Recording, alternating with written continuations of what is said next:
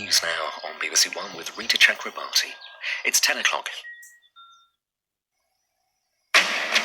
3 more countries are now on the UK quarantine list. Those who missed the 4 a.m. deadline to return will have to isolate for 14 days. Holidaymakers from Croatia, Austria and Trinidad and Tobago rushed back. Some said there should have been more notice. Most of the flights are on Saturday morning. If they'd given 48 hours, we'd all be back. But now we all have to quarantine for 2 weeks, so it's a pain. Scotland has also imposed quarantine on people returning from Switzerland. Also tonight, tighter coronavirus restrictions are imposed on parts of the northwest of England after a spike in cases. The captain of Manchester United, Harry Maguire, pleads not guilty to charges relating to an altercation with police in Greece. And a feast of runs by England in the 3rd test against Pakistan, including a double century by Zach Crawley.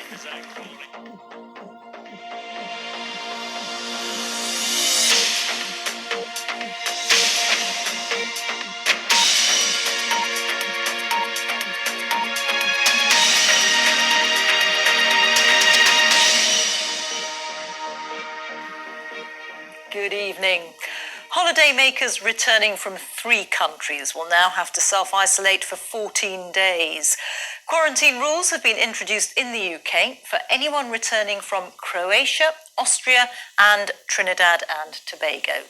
In Scotland, the measures also apply to arrivals from Switzerland. Many people on holiday in these countries, which have seen a spike in coronavirus cases, tried to change their flights at the last minute to beat the deadline. And as our correspondent Frankie McCamley reports now from Gatwick Airport, some travellers made the most of Portugal being taken off the quarantine list. After weeks of uncertainty and changes to quarantine rules in popular tourist destinations, flying out of Gatwick Airport this evening, there's relief. These holidaymakers finally have somewhere to go: Portugal. We originally were to go to Spain, and then we rebooked for Croatia because obviously Spain went into lockdown. And then Croatia got put on the quarantine list yesterday, and so we quickly switched it onto Portugal. And then we just pay quite a lot extra. On Thursday night, actually was all happening really quickly, so the flights were booking up really fast, and the villas were started off relatively low-level prices, and then by Thursday evening they'd skyrocketed by about £1,000 for a villa of 10. The minute the quarantine was lifted, that was it. We booked that day. We did. Within about 2 hours. Wow. So, I mean, are you concerned that quarantine could come back into play at some point? Well, I am, because I'm a teacher, so I'm supposed to be back at school in September, but we're just going to take a chance. It's not business as usual here at Gatwick Airport. There's not the hustle and bustle and the huge queues you'd usually expect during August. But those who are here are optimistic. Despite the huge hike in prices in places, they're desperate to get away after months of lockdown. But for those who had already taken the chance and headed to towns in Croatia as they return, they now face 14 days in quarantine. After France and now Croatia, that no holiday can be guaranteed as being safe, and if you go outside the UK this summer or this year even, you can expect something like this to happen. Most of the flights are on Saturday morning. If they'd given 48 hours, we'd all be back. But now we all have to quarantine for 2 weeks, so it's a pain. Some haven't yet made it back from the country. It shouldn't be 14 days. We should probably stay at home 7 to 10 days and then get tested. And if we are not positive, let us back to work and kids to school. This way we feel like it's a punishment. Despite packed beaches in Croatia, it's the spike in coronavirus cases that led to the restrictions there, as well as in Austria and Trinidad and Tobago. Many will now question, is this worth it? Or should they risk the British weather instead? Frankie McCamley, BBC News. The latest government figures show that there were 1,288 new confirmed coronavirus cases across the UK in the latest 24-hour period. That means, as the graph shows, the average number of new cases per day in the last week was 1,022. The deaths of 18 people were also reported in the past 24 hours under new rules recording those who've died within 28 days of a positive COVID-19 test. That means the total number across the UK is now 41,423. Well, stricter new measures designed to stop the spread of coronavirus in the northwest of England have been described as confusing. Residents in Oldham, Blackburn and parts of Pendle in Lancashire have been told they can no longer socialise with other households, either indoors or outdoors. Our correspondent Lakshmi Gopal reports now from Blackburn. New rules here in Blackburn in a very localised lockdown. Different households here are already banned from meeting in their homes and private gardens, but from today they're not allowed to meet anywhere, including in parks. It's left some residents confused. You hear rumours that this is happening and that's happening, and you're not sure which one's actually the truth. I've heard about them, but I don't really know what they are. I don't know how you police it, so if you live in one area of town, how do you stop people travelling to another area of town? In Blackburn, different wards are under different restrictions, which means on a boundary, people living on that side can meet friends in a park, but people on that side can't. And it's the same down the road in Pendle in Lancashire. This is splitting communities up and confusing residents who live on the same road. What should happen is that the government should work with the community to eradicate this pandemic as quickly as possible, and doing local lockdowns is not the answer. The new rules in Blackburn, Pendle and Oldham don't stop residents from going to the shops or visiting pubs and restaurants within their own household group. In Wales, from today, people can open up their bubble with up to 4 households, double the previous amount allowed, and up to 30 people can have a socially distanced meal indoors after a wedding or civil partnership. In Scotland, there have been 123 new cases of COVID-19 detected in the past 24 hours, most linked to a food processing plant in Cooper Angus. For some residents in the northwest of England, there are lockdown changes still ahead. While many areas have come under tighter rules today, others will see restrictions easing on Wednesday, bringing them in line with national guidance. Lakshmi Gopal, BBC News, Blackburn. The captain of Manchester United, Harry Maguire, has pleaded not guilty and has been released from police custody in Greece following a disturbance at a bar on the Greek island of Mykonos. The England defender was one of 3 men arrested on Thursday. The police say the accusations against the 3 include bodily harm and the attempted bribery of an official. Ollie Foster reports. After 2 nights in police custody, Harry Maguire, seen here at the rear in the light blue shirt and the baseball cap, is now free to return to the UK. But the prosecutor on the island of Syros hasn't closed the case. Maguire's legal team is due back in court on Tuesday to try and clear his name. Since Manchester United's season finished last weekend, Maguire's been staying on the island of Mykonos with friends and family. This him earlier in the week socialising with other holidaymakers. But he was arrested with 2 other men on the island on Thursday night, police accusing them of assaulting and verbally abusing their officers who had tried to break up a fight outside a bar. Yesterday, he was escorted by police to Syros, a short ferry ride. This believed to be him disembarking on the way to another night in a police cell before his appearance in court this morning. The exact nature of the charges that Maguire faces isn't clear. The file opened against the 3 men also alleged that one of them attempted to bribe an official. And it's headed firmly in! Maguire, who's 27, has risen to the top of his game, a key player for England, reaching the World Cup semi-finals 2 years ago. He became the world's most expensive defender when he joined United for £80 million last summer. The club released a short statement after their captain's appearance in court. They say the adjournment will give their lawyers the time to fully assess the case, and they've confirmed that Maguire has pleaded not guilty to the charges. Ollie Foster, BBC News, Old Trafford. An operation targeting the dissident Republican group, the New IRA, has been taking place in the UK and in the Republic of Ireland. 2 men alleged to be leading members have appeared in court in Belfast on terrorism charges, and tonight 3 more men have been charged and are due in court on Monday. Our Ireland correspondent Chris Page is in Belfast for us now. And Chris, tell us more about this operation. Well, Rita, this investigation is the largest operation against alleged dissident Republicans in recent times. It is focused, as you say, on the group known as the New IRA. It's believed to be the biggest of those organisations which are opposed to the peace process here in Northern Ireland. It's targeted numerous police officers, and it was also behind the murder of the journalist Lyra McKee in Londonderry last year. So of 10 suspects who've been detained, 5 of them now have been charged with directing terrorism and a range of other terrorist offences. 2 of them appeared before Belfast Magistrates Court this morning. 26-year-old Shay Reynolds from Lurgan in County Armagh and Patrick McDade, who's 50 and from Derry. They were remanded in custody. The 3 others who've been charged will appear in court on Monday. 5 still in custody being questioned by detectives, including a man who was arrested at Heathrow Airport today. Chris, many thanks. The Russian opposition leader and one of President Putin's fiercest critics, Alexei Navalny, is being treated at a hospital in Germany after a suspected poisoning.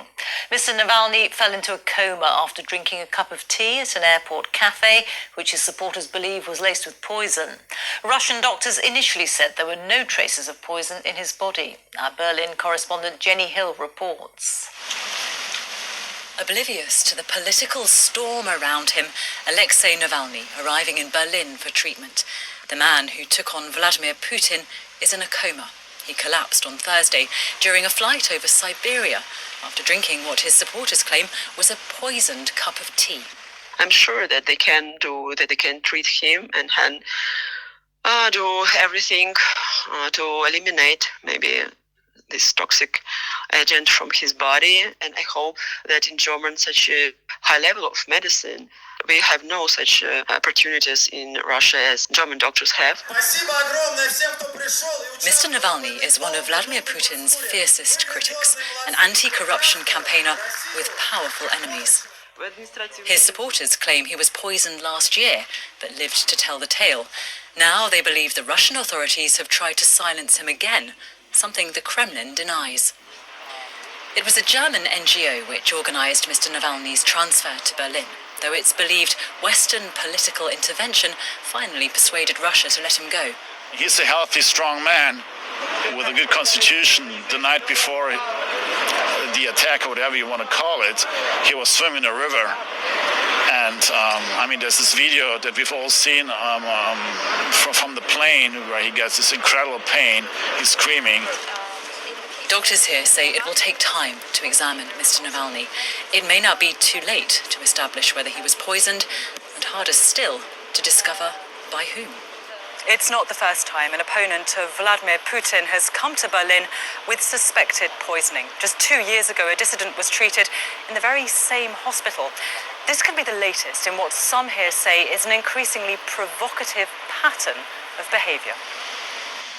And tonight, as a man fights for his life, that's putting pressure on what is already a tense relationship between Russia and the West. Jenny Hill, BBC News, Berlin. Now, with all the sport, here's Chetan Pathak at the BBC Sports Centre. Chetan. Rita, thank you. Good evening. A double century from Zach Crawley means England are in control of the third and final test against Pakistan in Southampton. They piled on the runs on day 2, declaring on 583 before James Anderson took 3 wickets late on. Mas Faruqi reports. A moment to savour. Len Hutton, David Gower and now Zach Crawley. At 22, the Englishman becomes the 3rd youngest to score a double century for his country. Innings like his proved to be match winners, and Crawley's record-breaking 5th wicket partnership with Jos Buttler put England in complete control. But on a rain-affected morning, it was Buttler who reached a landmark first, only his 2nd Test 100. Crawley had to wait until after lunch for his milestone, this edge a rare, nervy moment. Not the most elegant stroke that he has played, but it brings up 200 for Crawley. Pakistan, out of ideas, needed a part-time bowler and a stumping to remove Crawley, who was eventually out for 267. Butler added his own career-best total of 152 before England captain Joe Root declared with 583 on the board. There was time for James Anderson to rattle through 3 of Pakistan's top-order batsmen before the close, but Sunday's headlines will be all about one man. It's nice to get a really big score, and very humbling to be on that list, and I'm very proud. There's a lot of low points in a cricketer's career, so I'll make sure I enjoy tonight for sure. Crawley was a player picked on potential, but he's shown now he has the stature needed for the Test arena. Maz Faruqi, BBC News. Next to the Scottish Premiership, if you're waiting for sports scene in Scotland and don't want to know the scores, you'll need to look away now. And the champions Celtic left it late to get a 1-0 win against Dundee United. Substitute Albion Ayeti breaking the deadlock late on. And that result means they are 6 points behind the leaders. Rangers' Stephen Gerrard's side returned to winning ways with a 2-0 win against Kilmarnock. Ross County drew at St Mirren. Hamilton were 1-0 winners at Motherwell.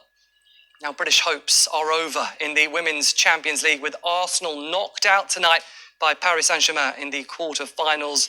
They hadn't played a competitive match since February and fell behind before Beth Mead's equaliser, but it proved to be their only goal of the game, with PSG winning 2-1. Now, it's been 169 days since there was professional rugby played in Wales, and the wait proved worth it for Scarlets. The West Wales side beat Cardiff Blues 32-12 behind closed doors.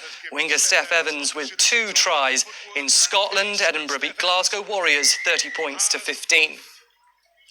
And England's Premiership relegated Saracens dented London rivals Harlequins' hopes for a top 4 finish in the division. Saracens won 38 points to 24. There are also wins today for Bath and Northampton. The Catalan Dragons beat Wakefield Trinity to set up a Challenge Cup quarter-final against Salford. Despite being thrashed by the same team in the Super League, Wakefield made today's clash a closer affair, but David Mead's hat-trick for the French club helped them to a 36-24 win.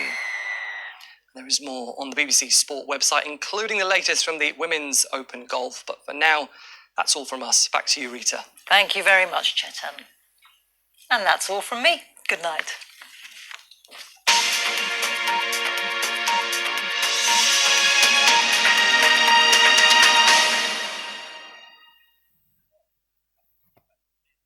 Hello there. The sky was on fire this evening, a tremendous sunset across some parts of the country. There is some rain to dampen things down. That's mainly affecting northern England.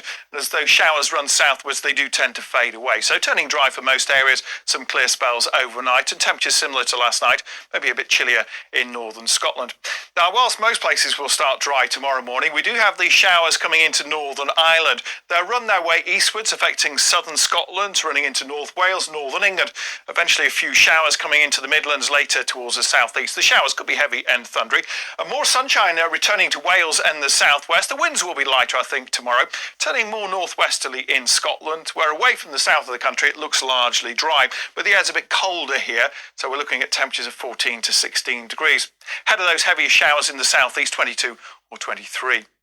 Monday sees cloud and patchy rain in the morning running eastwards across England and Wales. After that clears away, there'll be some sunshine. There'll be a few showers here and there. It's a messy start to the week. The winds will be quite light and temperatures of 16 to 21 Celsius.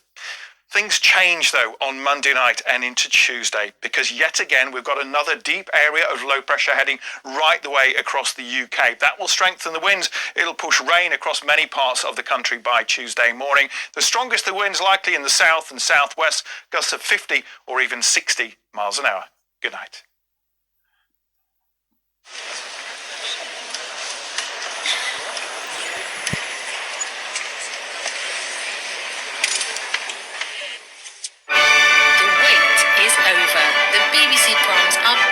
Live at the Royal Albert Hall from Friday on BBC iPlayer and BBC Sounds.